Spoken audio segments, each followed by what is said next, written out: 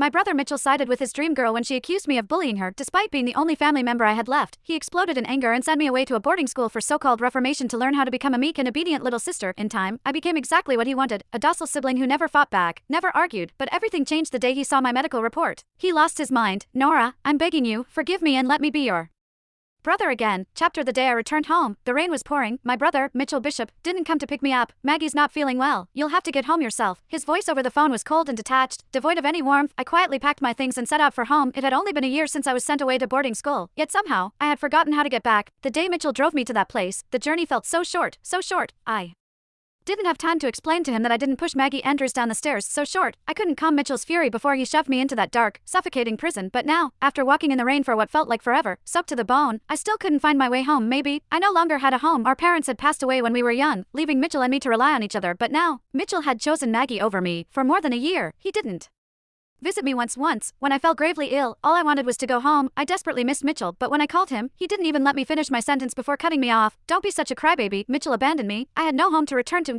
You're making a scene. You've been there a whole year. Why are you still this stubborn? Mitchell stormed into the police station, his face a mask of irritation as he glared at me, dripping wet from head to toe, his brows furrowed in disdain, and his voice lashed out like a whip. Maggie was sick today. That's the only reason I didn't pick you up. You're an adult now, aren't you? Can't you find your way home without pulling a stunt like this? Did you really think I'd let this kind of behavior slide? I'm sorry, Mitchell. I didn't mean to.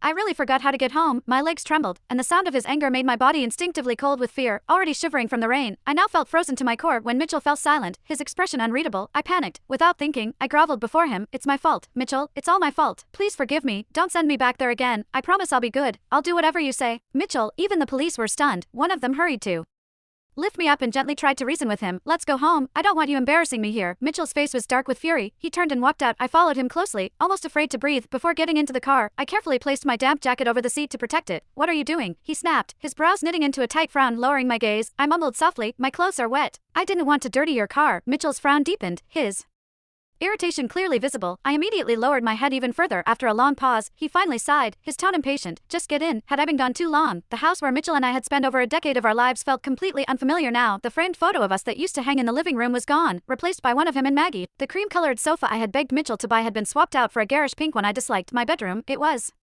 no longer mine. It looked completely different. Everything that once belonged to me was gone, replaced by someone else's scent, someone else's presence. Nora, you're back.